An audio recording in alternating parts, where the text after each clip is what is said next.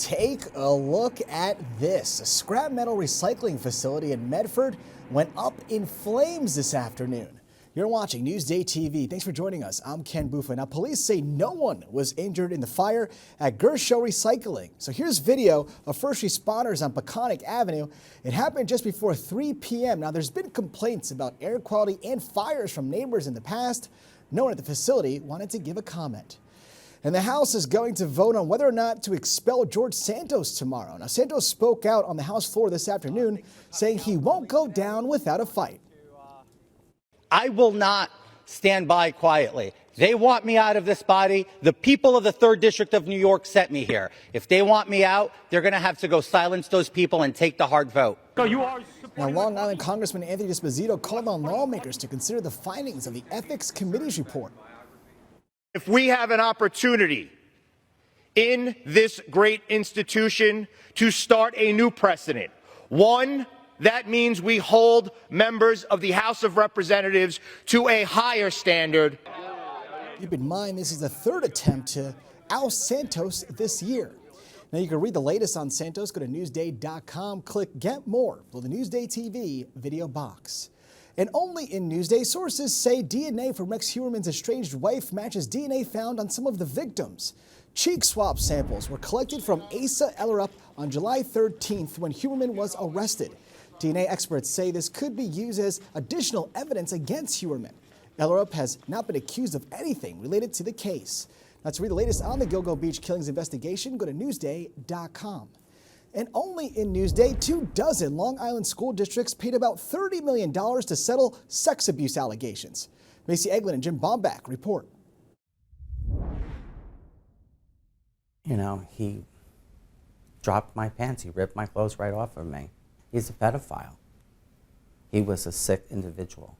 Michael Seltzer feared going to school every day, never knowing, he says, when the principal would pull him out of class and sexually molest him in a dark, hidden corner of his school. I'll never have relief. I'll always have to live with this. It was a secret Seltzer kept hidden for decades. Scarred, he says, from the abuse at the hands of Principal Anthony Perkillo from 1974 to 1977 at Earl L. Vandermeulen High School, which is now Port Jefferson High School. And I thought my entire life I was the only person involved. But Seltzer now knows there are others who say the same thing happened to them. And here I'm walking down the hallway and goes, I need to show you something. And that's when it started. Seltzer and 6 other victims, one of whom spoke to us anonymously, have come forward saying they were abused by Anthony Perkillo, the principal at the high school from 1960 to 1984.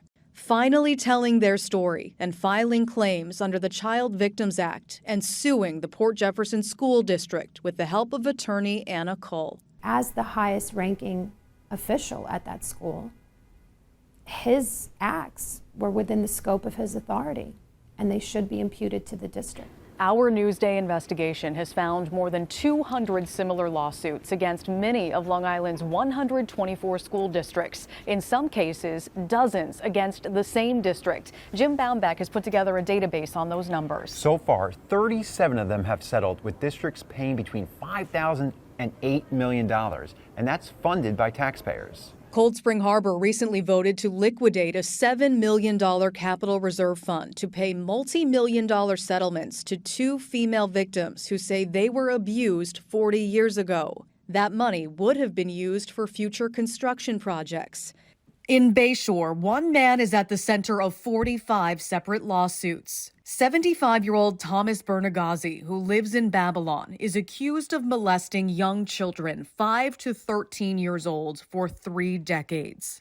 He was working as an elementary school teacher in the Bayshore School District at the time. Now, Bernagazzi is one of the few people accused who are still alive. He denies the allegations, and the district has countersued him in all 45 cases.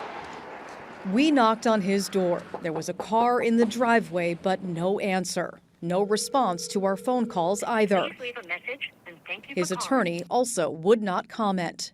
The victims we spoke to, more than anything, want those who hurt them or allowed it to happen to take responsibility. They also want to make sure it doesn't happen to anyone else. I'm a survivor, not a victim anymore. I don't want this over and done with so I can move on and settle down. It's a permanent scar. You can't see it, but I feel it every day of my life. Reporting for Newsday TV, I'm Macy Eglund. Now you can watch part 2 of our special investigation tomorrow and read more about it on Newsday.com. Just click Get More below the Newsday TV video box. And only in Newsday, an app installed to protect Suffolk County from cyber attacks has been involved in a data breach. The county notified administrators the breach could result in potential new attacks. Now, a spokeswoman for the county says they are following appropriate mitigation strategies. And one Long Island school is getting funding to create a mental health clinic. Wyandanch High School will get at least $45 grand from the state. It will be staffed by mental health workers throughout the school week. The clinic's goal is to reduce the mental health stigma. And only in Newsday, from one quarterback to another, Joe Namath tells Newsday he hopes Aaron Rodgers does not play until next year. The former QB says there's too much at risk and to save him for next year. Rodgers is aiming to return for the Christmas Eve game, though.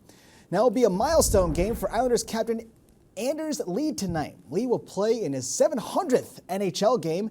The captain is in his 5th season of a 7-year deal with the Isles. They take on the Hurricanes tonight at PNC Arena. All right, let's take a look at your Long Island weather. Good news, bad news kind of thing here. You can see tonight it's going to get cold, and tomorrow we do have some rain, but look at those temps. Take a closer look at tomorrow. You can see it's going to be a warmer day, but rain will move in during the evening hours. Well, I'll stick with 50s come noon to 3 o'clock.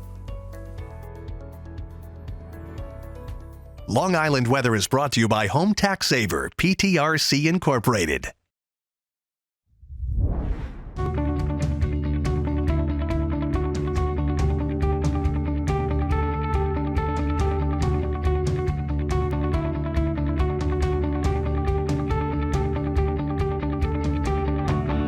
What's Up on Long Island is brought to you by PC Richard & Son.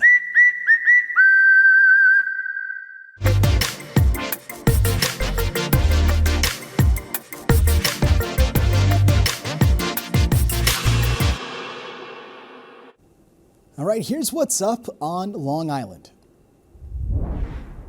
It's a spectacular for the whole family. You're going to love it. The Holiday Spectacular on Ice is coming to Bellport. The family-friendly musical stars U.S. figure skating champion Nancy Kerrigan. There are performances tomorrow through New Year's Day at the Gateway. Or head out to the Charles Dickens Festival. The old-fashioned outdoor celebration has trolley rides, a parade, and characters from A Christmas Carol. This is the first weekend in Port Jefferson Village.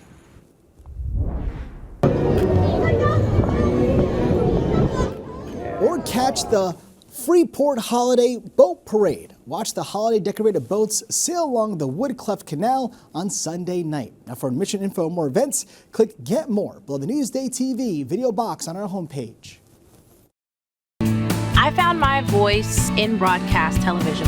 I tell stories through my perspective and proud of who I am. I am thrilled to serve as your weekday morning anchor for Newsday TV. Newsday, covering Long Island like no one else can. A Holocaust survivor just returned to the hospital that gave him a new heart to celebrate his 100th birthday. Macy Eglund has a story you'll see only in Newsday.